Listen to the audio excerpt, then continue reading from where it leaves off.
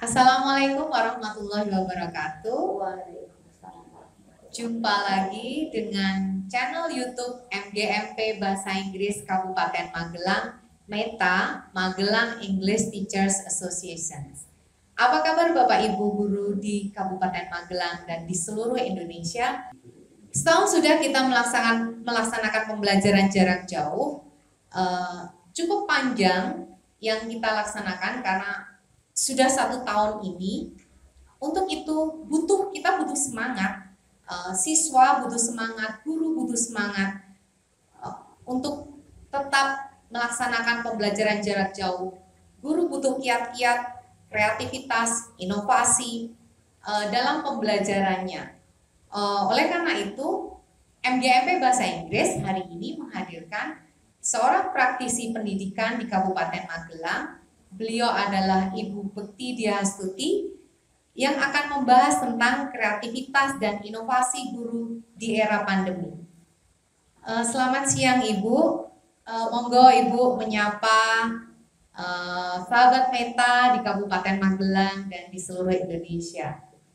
Selamat siang Bu Anita, selamat siang teman-teman sahabat META khususnya dan mungkin teman-teman guru di seluruh Indonesia.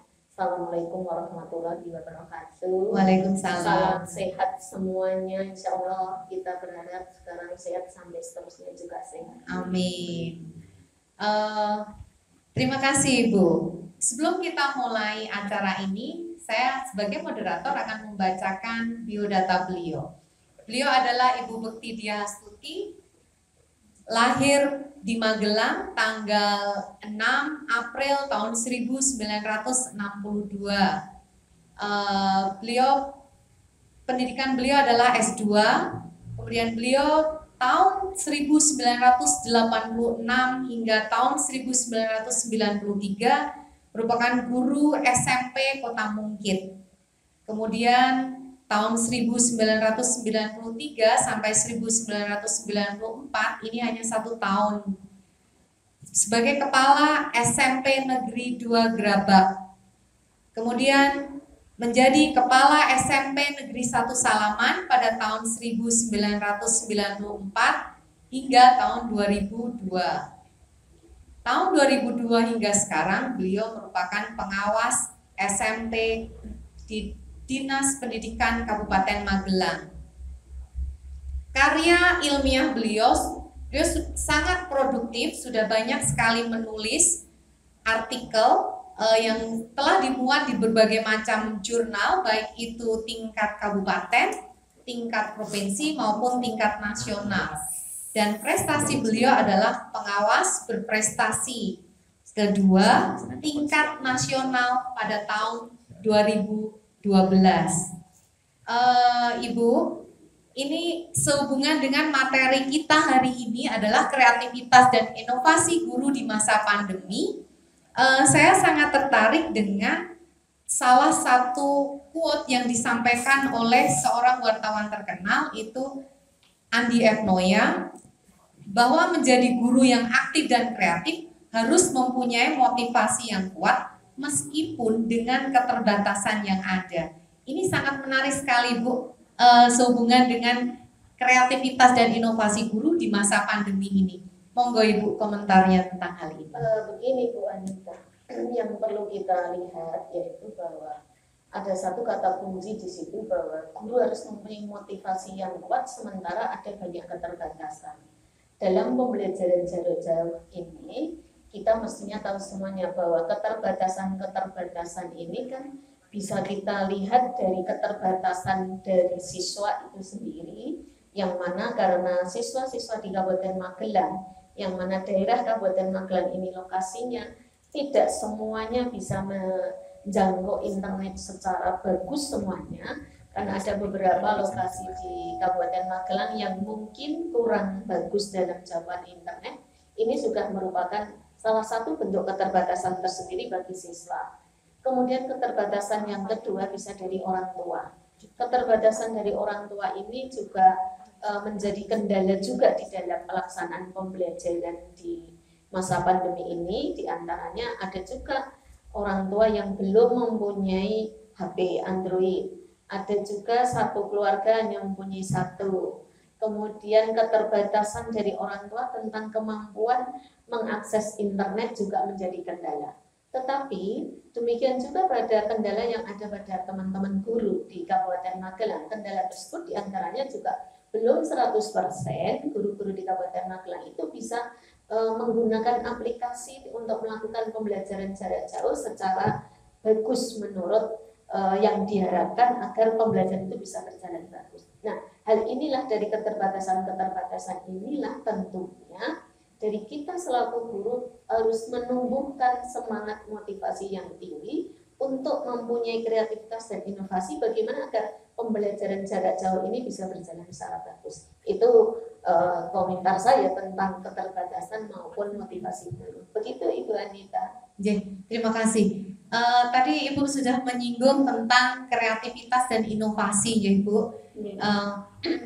Sebelum kita melangkah lebih jauh agar kita jelas di depannya, mungkin Ibu bisa menyampaikan pengertian tentang kreativitas dan inovasi dulu Ibu, monggo. Kreativitas itu kalau bisa kita definisikan kan merupakan proses minta yang melibatkan pemunculan gagasan baru. Adanya proses minta supaya muncul gagasan baru. Sedangkan inovasi itu adalah bahwa di sini kita ambil pengertiannya bahwa inovasi itu adalah implementasi praktis dari ide-ide itu untuk memunculkan produk baru. Yang mana dari kreativitas dan inovasi ini tentunya digunakan dalam pembelajaran untuk mengantisipasi keterbatasan-keterbatasan yang ada utamanya di siswa, guru, orang tua di Kabupaten Magelang. Begitu Bu Anita. Ibu, tadi disampaikan bahwa kita butuh, terutama di masa pandemi ini, butuh kreativitas. Nah, mungkin Ibu bisa menyampaikan lebih rinci lah kreativitas guru di dalam pembelajaran, karena kalau kita lihat ini, kalau kita boleh jujur Ibu, 1 tahun pembelajaran ini, pembelajaran jarak jauh ini memunculkan berbagai macam kendala ya Bu.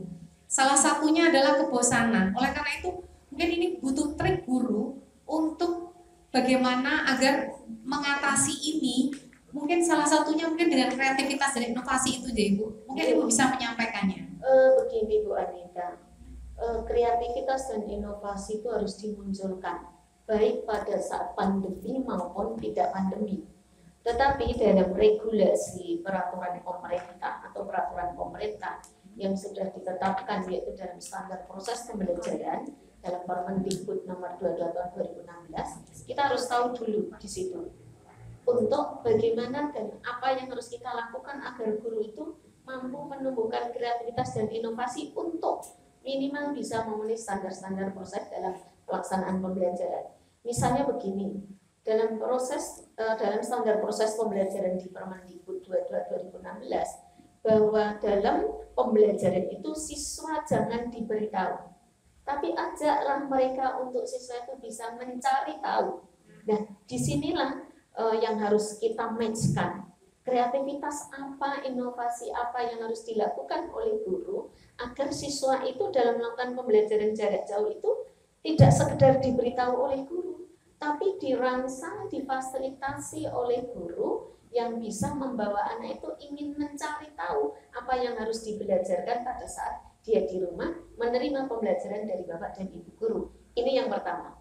Kemudian dari pihak guru, kreativitas dan inovasi yang harus dilakukan karena jarak guru dengan siswa ini jauh. Nah, apa yang harus muncul dari guru itu tentunya kita harus mendalami makna pembelajaran, bahwa siswa di dalam melaksanakan pembelajaran jarak jauh tidak ansih hanya menerima penugasan, tetapi siswa harus melakukan pembelajaran.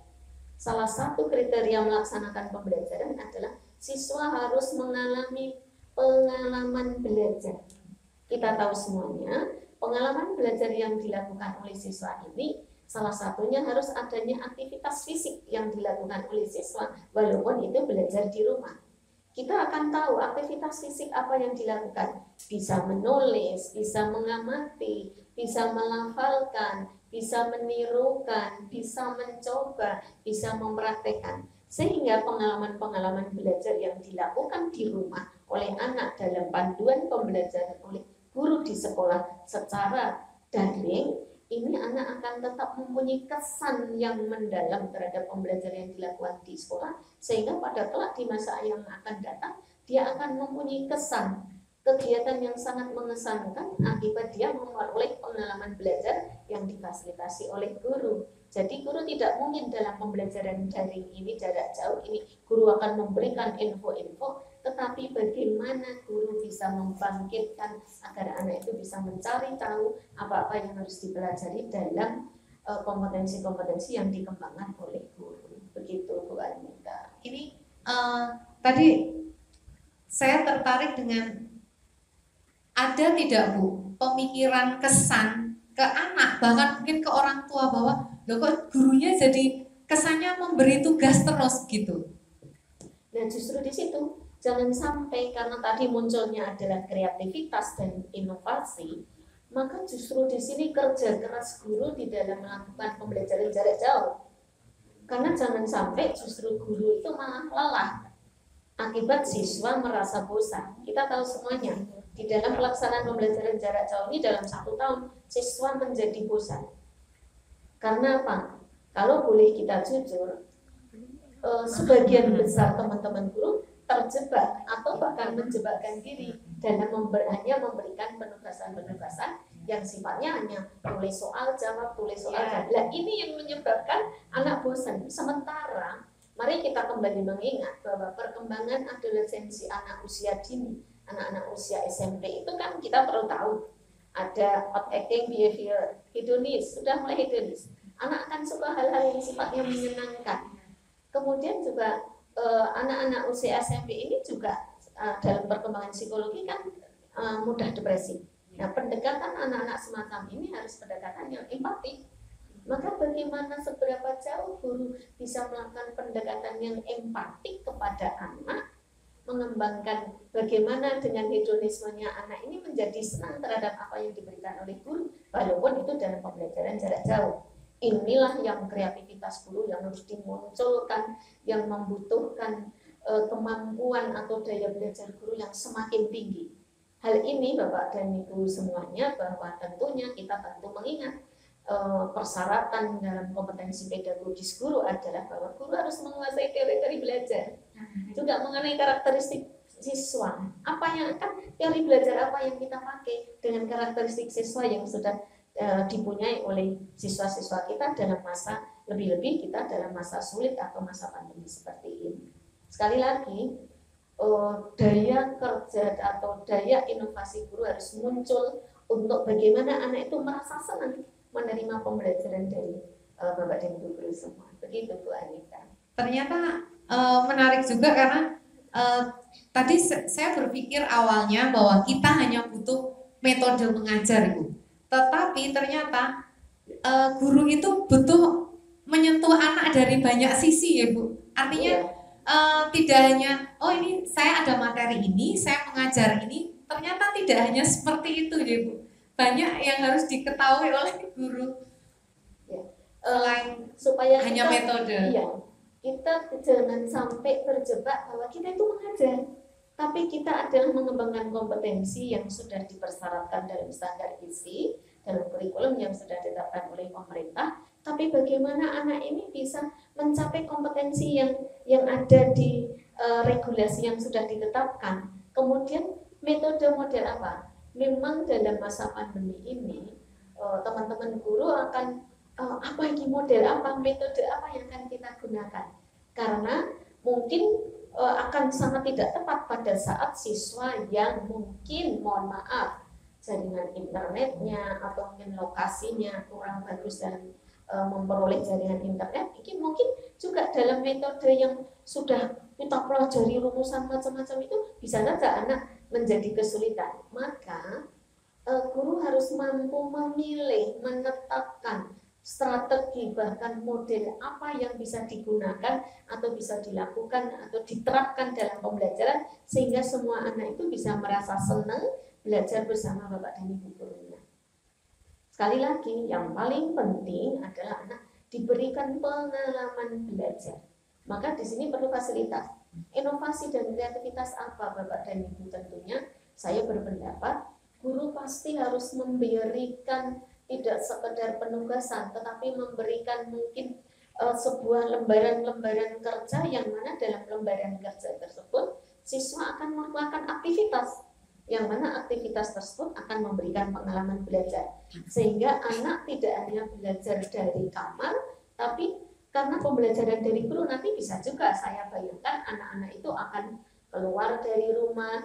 Kalau misalnya itu pelajaran bahasa Inggris mungkin dia akan menirukan atau melafalkan dari apa yang harus dipersyaratkan oleh guru sehingga akan berkeras-keras ngomong. Misalnya ini bahasa Inggris akan melafalkan kalimat-kalimat yang sesuai diharapkan oleh guru. Bisa dia akan pakai headset menirukan yang ada di YouTube atau di apapun sehingga anak-anak akan sangat senang dengan perintah-perintah semacam itu. Maka karena ini bahasa lebih dalam pembelajaran bahasa, konteks pembelajaran bahasa itulah bagaimana bisa berbahasa secara baik. Ini yang mestinya sifatnya sangat praktikal dalam pembelajaran jarak jauh sehingga anak di rumah akan sangat suka melakukan kegiatan yang dilakukan oleh guru sehingga besok di suatu saat akan ingat sekali, oh dulu pada waktu saya melafalkan tentang kalimat ini, mungkin ini kelas 7 nih, mempraktekkan tentang mengucapkan close the window, open the window, misalnya I'm tired, nah, semuanya ini mungkin bisa diekspresikan dan mungkin dikirim kepada guru. Itu. Ibu, saya beberapa saat yang lalu membuka Instagram, Facebook, ternyata di sana banyak unggahan-unggahan tugas anak.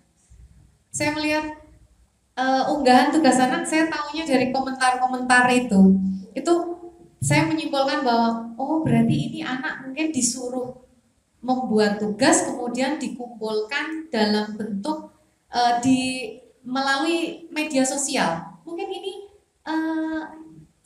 sangat menarik ya Bu.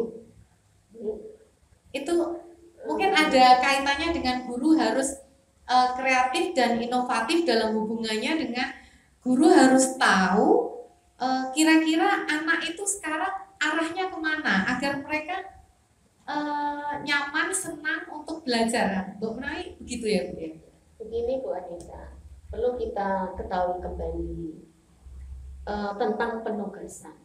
Di dalam standar isi kan kita sebutkan bahwa kegiatan pembelajaran itu ada tatap muka yang mana kita ganti menjadi pembelajaran jarak jauh dan penugasan terstruktur dan kegiatan mandiri tidak terstruktur.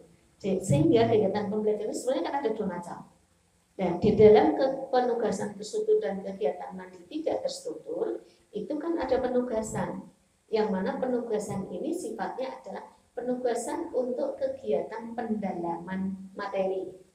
Nah, kemudian di dalam penilaian kita kan juga mengenal bentuk penilaian yang berupa penugasan. Karena kompetensi dasar yang berupa KD tentang pengetahuan, penilaiannya kan pakai tes lisan, tes tertulis, penugasan dan portofolio. Nah, penugasan yang dimaksud tadi oleh teman-teman itu penugasan ini dalam rangka pembelajaran atau dalam rangka penilaian. Ini yang harus kita bedakan. Nah, ini kan harus dibedakan. Jangan sampai penugasan-penugasan itu yang dilakukan dalam pembelajaran itu sebetulnya penugasan untuk kegiatan pendalaman materi. Tapi ada juga penugasan yang sifatnya pengukuran pencapaian kompetensi. Ini yang tentunya masih kita itu, saya dan teman-teman guru itu masih kadang-kala rancu antara membedakan penugasan yang sifatnya pendalaman materi dan penugasan yang sifatnya sebagai pengukuran pencapaian kompetensi. Sehingga banyak juga pertanyaan, apa yang kita nilai? Nah, penugasan yang mana yang akan dinilai? Ini yang perlu kita pelajari kembali untuk mencapai bagaimana penugasan yang seperti apa sih yang harus diberikan kepada siswa pada saat melakukan pembelajaran. Penugasan seperti apa sih yang dilakukan oleh guru kepada siswa pada saat melakukan pengukuran pencapaian kompetensi. Begitu Bu Anita. Ibu, Ya. saya ini kita bicara tentang model pembelajaran yang masih saya penasaran. Kenapa? Karena guru itu pasti nanti mikirnya ketika ngajar di era pandemi semacam ini, model pembelajaran seperti apa yang mendukung kreativitas dan inovasi, Bu? Begini Bu Anita, model pembelajaran yang tentunya kita pakai, kita gunakan dalam pembelajaran jarak jauh ini, kembali lagi saya menyampaikan bahwa model pembelajaran yang kita pakai adalah model pembelajaran yang bisa memberikan pengalaman belajar pada anak, walaupun itu anak ada di rumah.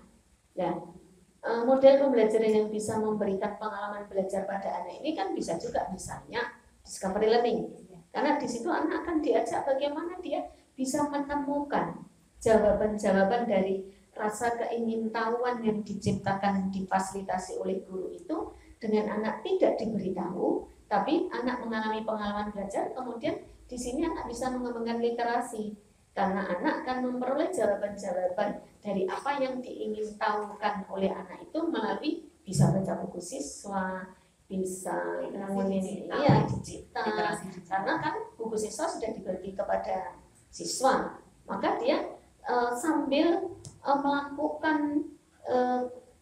melaksanakan kegiatan yang dipandu oleh guru berupa mungkin dalam LK yang sudah diserahkan kepada siswa, dia akan mencari jawaban-jawaban di LK tersebut dengan dia akan membuka buku, ya, buku siswa, literasi digital dan lain sebagainya, sehingga guru harus bisa memilih model yang mana ini, apakah ini problem listening, anak akan menyelesaikan permasalahan-permasalahan yang disampaikan oleh guru, tidak sekedar soal jawab, tapi permasalahan yang mana anak akan nanti mengembangkan solusi-solusi yang akan diselesaikan oleh anak itu dengan berbekal literasi yang dipunyai oleh siswa yang sudah dibekalkan oleh guru kepada siswa melalui komunikasi dua arah kan. Guru ternyata kan juga walaupun ada di Kabupaten Magelang kan sekolah yang sudah menggunakan aplikasi yang sudah sangat bagus, tapi ada juga yang cukup sederhana dengan WhatsApp, ya kan? Nah ini, dan komunikasinya tetap dua arah. Anak-anak buka ini dan lain sebagainya kan seperti itu. Begitu Bu Anita. Ibu, ini saya kalau menyimak pernyataan Ibu tadi, saya jadi berpikir bahwa guru di era pandemi ini malah menurut saya tuh persiapannya jauh lebih banyak dibandingkan dulu. Padahal ada yang menyampaikan bahwa sekarang enak ya guru tidak bekerja gitu. Tapi kenyataannya kita sebagai guru itu malah lebih sibuk gitu Bu. Jadi menurut pendapat Ibu bagaimana? Begini Bu Anita, memang ini sebuah konsekuensi logis ya, bahwa kita tidak bisa memungkiri bahwa selama masa pandemi ini sebetulnya kerja guru justru lebih intens daripada dalam pembelajaran tatap muka. Dikarenakan apa? Kalau misalnya semua siswa itu bisa aplikasinya pakai Zoom dalam pembelajaran, akan sangat mudah. Maka sama dengan bisa pembelajaran tatap muka.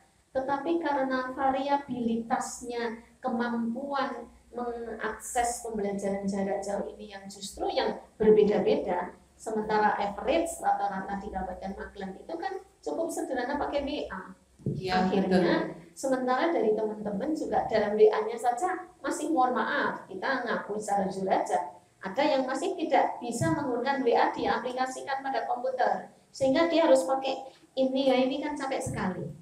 Berapa siswa belum bisa, ada juga yang ini menyangkut keterbatasan juga, maka kita mesti harus dari pihak-pihak kami harus masih terus melakukan koordinasi, supervisi untuk bagaimana memberikan solusi agar teman-teman guru ini lebih ya kita tidak bisa mengurangi beban kerja guru, tetapi memang dalam masa pandemi ini bisa kita umumkan pada publik bahwa guru akan lebih banyak bekerja daripada pembelajaran tatap muka. Ini supaya orang tua, masyarakat juga tahu, karena saya adalah seorang praktisi melihat sendiri kan bagaimana teman-teman itu akan bekerja, lebih-lebih yang pakai WA-nya pakai Android saja sampai ininya ya kan.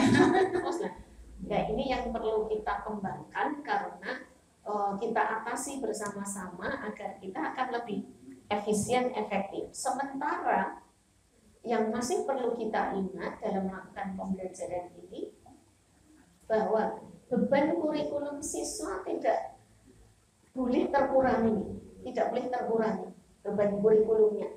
Walaupun kita harus beban kerjanya semakin banyak karena harus menerima mungkin WA dari siswanya, dari orang tuanya, bisa saja saat kita istirahat tetap menerima konsultasi dari orang tua, dari siswanya dan lain sebagainya.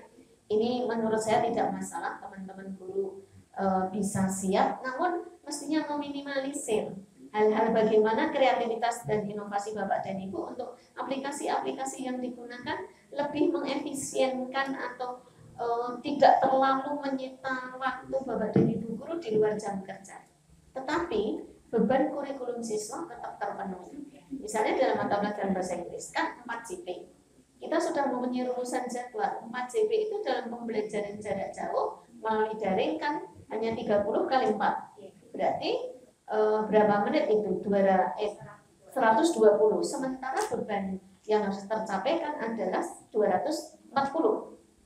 Berapa? 4 kali 40 yang di darat berarti 160, baru di pembelajaran jarak jauh kan 60. Berarti kurang berapa menit? 100 menit. Nah, dalam 100 menit inilah Bapak dan Ibu guru harus bisa memanage. Memanage-nya apa? Memanage melakukan pembelajaran jarak jauh. Yang bagaimana kalau di situ adalah berupa misalnya siswa mempunyai pengalaman belajar dalam tempo 100 menit ini, apa yang harus bisa dilakukan oleh siswa agar memperoleh pengalaman belajar. Nah, sementara kalau aplikasinya pakai WA, maka kalau guru merancang 100 menit siswa ini selesai, sementara siswa itu akan melakukan di rumah tidak berbarengan kan itu akhirnya. Maka ini yang menyebabkan guru-guru itu akan butuh waktu yang banyak untuk melayani siswa, karena siswa dengan segala keterbatasan tidak bisa melakukan pembelajaran secara berbarengan akibat aplikasinya hanya pakai WhatsApp. Bisa saja satu kelas yang saya lihat hasil supervisi saya itu kan hanya 30% yang bisa berbarengan melakukan pembelajaran bersama guru pada saat guru ada pembelajaran daring dengan cara alokasi waktu yang ditetapkan, misalnya 30 menit tadi. Maka ini anak nanti mungkin sorenya baru melihat, maka ini baru akan kirim ke guru sorenya bahkan malamnya. Ini sebuah konsekuensi yang memang ya kita harus adanya permakluman dari teman-teman kita, atau kita tugasnya melayani peserta didik. Ini karena geografis kita, keterbatasan kita dari siswa, orang tua maupun guru yang belum sempurna sesuai yang kita harapkan. Itu Bu Anita. Nah, ini tentang keterbatasan Ibu. Dari tadi saya sudah berpikir kalau keterbatasan itu itu secara manusiawi pasti itu. Tapi bagaimana peran MGMP, manajemen sekolah, bahkan dinas pendidikan dalam mengatasi keterbatasan itu, Ibu? Mungkin ada sudah berapa tindakan-tindakan yang dilakukan oleh dinas pendidikan, MGMP maupun manajemen sekolah? Seperti itu. Berbicara dari bagaimana tindakan dari manajemen sekolah, karena di sini top leadernya adalah kepala sekolah. Dalam Permendikbud nomor 15 tahun 2018 bahwa tugas fungsi kepala sekolah diantaranya kan melakukan supervisi.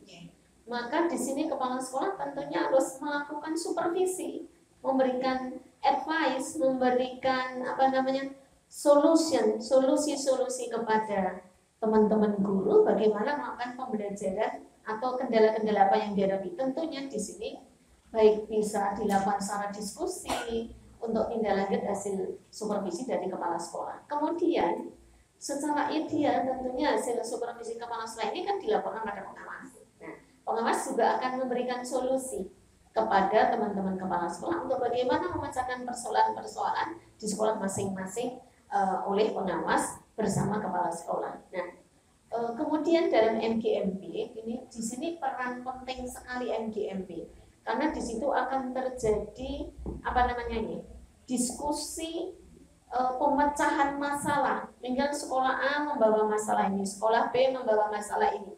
Dari berbagai masalah yang ada di sekolah-sekolah masing-masing anggota MGMP, di situ akan ditemukan pokok-pokok permasalahan yang mestinya bisa ditindaklanjuti untuk apa upaya guru yang harus dilakukan, dan di sini akan berlaku tutor sebaya. Maka kalau misalnya di situ ada teman-teman MGMP yang belum bisa menggunakan aplikasi, misalnya aplikasi yang melebihi dari yang sederhana misalnya WA, maka di situ akan terjadi tutor sebaya, bahkan mungkin MGMP akan memberikan workshop, IHT-nya dan lain sebagainya, sehingga solusi-solusi dari pihak guru akan teratasi juga oleh kegiatan-kegiatan MGMP yang bisa dilakukan secara daring.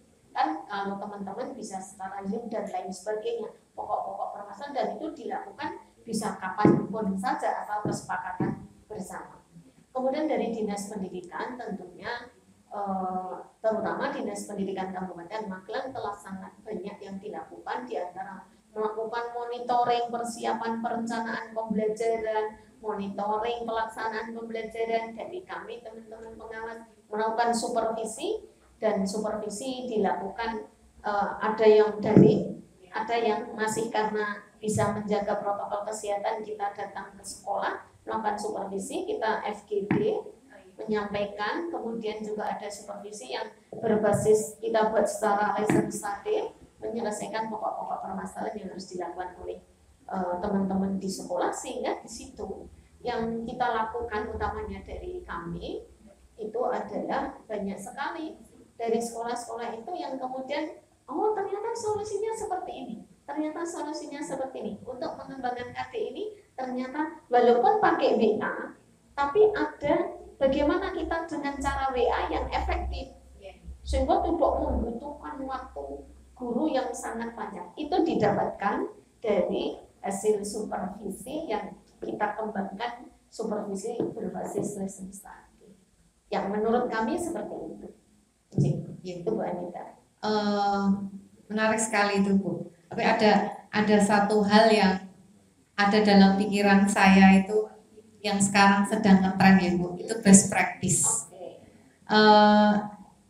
Setiap kali saya terutama mengajar ya Bu, saya selalu berpikir ini kira-kira bisa saya best practice kan, artinya kalau nanti hasilnya maksimal, kira-kira ini nanti bisa saya tulis untuk best practice atau tidak ya? Kira-kira menurut pendapat Ibu bagaimana guru agar bisa menulis best practice nantinya, itu bagaimana kami itu menciptakan kreativitas dan inovasi agar kami bisa menulis. Soalnya di era pandemi ini jujur saja Bu, itu beda pembelajarannya dengan sebelumnya. Kalau sebelumnya kami menggunakan ini hasilnya maksimal, bisa kami tulis sebagai best practice. Tapi sekarang ini yang kami lakukan, saya merasa bahwa ini kok masih kurang maksimal gitu. Begini Bu Anita, best practice itu kan pengalaman terbaik. Karena saya ambil kesimpulan seperti ini, pengalaman terbaik selama 1 tahun ini apa? Ya pada masa pembelajaran jarak jauh. Dan kata kunci best practice itu adalah melakukan hal yang biasa tetapi hasilnya luar biasa. Dan maka kita batasi dalam 1 tahun pembelajaran jarak jauh ini manakah model pembelajaran yang digunakan oleh ibu, bapak, teman-teman semuanya yang mampu menghasilkan yang terbaik. Maka cukup 1 tahun ini, kemudian tentunya bisa kita tulis sampai dengan best practice dalam masa pembelajaran jarak jauh. Sehingga bapak dan ibu tentunya semangat saja dalam masa 1 tahun ini tulis hal-hal yang menurut ibu biasa tetapi hasilnya sangat luar biasa, karena kan itu akan dievaluasi setelah 1 tahun, karena best practice kan tidak direncanakan, sudah dilakukan baru kita kasih, oh ini yang terbaik, maka ini yang akan saya tulis pengalaman terbaik saya ini ya dalam masa pandemi. Jadi silakan Bapak dan Ibu nulis best practice untuk memberikan deskripsinya pengalaman terbaik Ibu dan Bapak dalam melakukan pembelajaran. Begitu. Ibu, dari tadi kita bicara tentang pembelajaran, tapi kita belum membahas tentang penilaian. Monggo Ibu, pendapat Ibu tentang penilaian di masa pandemi ini. Begini Bu Anita dan sahabat-sahabat Meta semua. Tentunya di dalam pelaksanaan penilaian, mari kita melihat kembali tentang penilaian pada kurikulum 13, bahwa dalam penilaian tentang KD-KD yang masuk dalam pengetahuan, kita kan bisa menggunakan tes tulis, tes lisan, penugasan, portofolio. Mungkin dalam masa pandemi ini, Bapak dan Ibu bisa menyesuaikan memilih mana teknik penilaian yang akan dipakai. Sehubungan dalam masa pandemi ini, pemerintah kan tidak mengharuskan sampai batas tuntas kurikulum, tetapi kita tetap bisa melakukan penilaian sesuai dengan regulasi yang ditetapkan oleh pemerintah. Ibu Bapak bisa saja menggunakan dengan penugasan sebagai pengukuran pencapaian kompetensi, karena apapun anak kan berada di rumah, kalau diberikan tes lisan mungkin Ibu dan Bapak akan kesulitan, tes tulis juga mungkin aplikasinya yang siswa-siswa mengalami keterbatasan, bisa saja Bapak dan Ibu memilih teknik yang dimungkinkan para siswa itu bisa mengerjakan secara baik, dan penugasan mungkin yang dilakukan bisa penugasan, tapi pada intinya penugasan yang sifatnya pengukuran pencapaian kompetensi. Kemudian tentang penilaian keterampilan, ini Bapak dan Ibu semuanya, teman-teman sahabat Meta, dalam penilaian keterampilan ini Bapak dan Ibu bisa memilih, karena ada produk, ada project, ada portofolio, maka dan unjuk kerja, Ibu dan Bapak bisa pilih salah satu. Ini anak-anak bisa diukur pencapaian kompetensinya dengan salah satu yang dipilih, sekali lagi menurut situasi dan kemampuan para siswa dan di sekolah aplikasi Ibu dan Bapak yang dipakai. Kemudian penilaian sikap, karena di dalam penilaian sikap ini kan dalam pembelajaran tatap muka Ibu dan Bapak kan menggunakan jurnal. Sementara banyak teman-teman sekarang menanyakan, Ibu terus bagaimana kami melakukan penilaian dengan jurnal? Maka yang perlu kita lakukan adalah indikator-indikator dalam penilaian sikap, mestinya Bapak dan Ibu guru menyesuaikan dengan kondisi pandemi dan aplikasi pembelajaran yang dipakai, sehingga tidak ansih menggunakan seperti yang persis yang tidak muka, karena nanti tidak bisa terpakai. Maka indikator-indikator penilaian harus diperbarui di dalam melakukan penilaian sikap. Lebih-lebih sekarang Bapak dan Ibu utamanya di kelas 9 kriteria kelulusan kan tetap mempersyaratkan perilaku minimal bersikap baik, dan ada 3 kriteria itu. Maka ini penilaian sikap itu Bapak dan Ibu sekolah mesti merumuskan kembali penilaian indikator sikap yang harus dilakukan untuk bisa mengukur penilaian sikap pada peserta didik Bapak dan Ibu sekalian. Begitu Bu Anita. Ya, terima kasih Ibu. Luar biasa panjang lebar kita bicara tentang pembelajaran, kreativitas dan inovasi guru di masa pandemi, plus tadi dipaparkan juga tentang penilaian pengetahuan, keterampilan, dan sikap. Ibu, ini kita sudah sampai di penghujung acara. Mohon Ibu untuk menyampaikan simpulan dari acara kita hari ini. Bapak dan Ibu sekalian, utamanya sahabat Meta, bahwa di dalam pembelajaran masa pandemi ini yang perlu saya ajak tekankan, yang pertama yaitu Bapak dan Ibu harus memberikan pembelajaran yang bagaimana bisa memberikan pengalaman belajar pada para siswa. Kemudian yang kedua, model pendekatan metode yang dipilih oleh Ibu dan Bapak bisa menyesuaikan dengan kondisi yang ada di sekolah Bapak dan Ibu, peserta didik ataupun siswa, orang tua, dan aplikasi atau sarana prasarana yang ada di sekolah. Kemudian tentang penilaian juga Ibu dan Bapak bisa menyesuaikan, asal dalam pemilihan teknik penilaian masih pada ranah-ranah yang ditentukan oleh kurikulum 13. Dan yang terakhir, Bapak dan Ibu sekalian, teman-teman sahabat Meta utamanya, saya mengajak kita tingkatkan bagaimana upaya kita dalam memberikan pelayanan terbaik pada peserta didik kita agar nanti di masa yang akan datang yang perlu kita ingat bahwa para siswa-siswa kita ini nanti akan hidup pada zamannya di mana masyarakat yang berada di lingkupnya mungkin pada waktu sekolahnya tidak pernah mengalami masa pandemi, sehingga siswa-siswa kita yang sekarang saat ini sekolah pada masa pandemi nanti akan hidup dan bersaing dengan orang-orang yang saat sekolahnya tidak mengalami masa pandemi. Maka tetap kita memberikan pelayanan yang terbaik, selalu memperhatikan kesehatan, semuanya kita bisa sehat semuanya. Terima kasih Bu Anita, moga-moga pertemuan ini bisa membawa manfaat utamanya bagi saya dan mungkin bagi Ibu dan Bapak sekalian. Terima kasih. Assalamualaikum warahmatullahi wabarakatuh. Waalaikumsalam warahmatullahi wabarakatuh. Demikian bincang-bincang kita di channel YouTube MGMP Bahasa Inggris Kabupaten Magelang dengan Ibu Pengawas Pendidikan Dinas Pendidikan Kabupaten Magelang, Ibu Bekti Diah Hastuti MPD. Semoga bincang-bincang kita kali ini benar-benar bermanfaat untuk kita semua. Jangan lupa bagi Bapak Ibu yang menginginkan sertifikat untuk acara ini bisa mendaftarkan di link yang sudah disediakan oleh panitia. Kemudian Bapak Ibu bisa mendaftar di sana. Ada kurang lebihnya saya sebagai moderator mohon maaf yang sebesar-besarnya. Terima kasih atas perhatiannya Bapak Ibu. Jangan lupa like, subscribe, and share, serta komen. Silakan Bapak Ibu menulis pertanyaan atau komentar di kolom komen.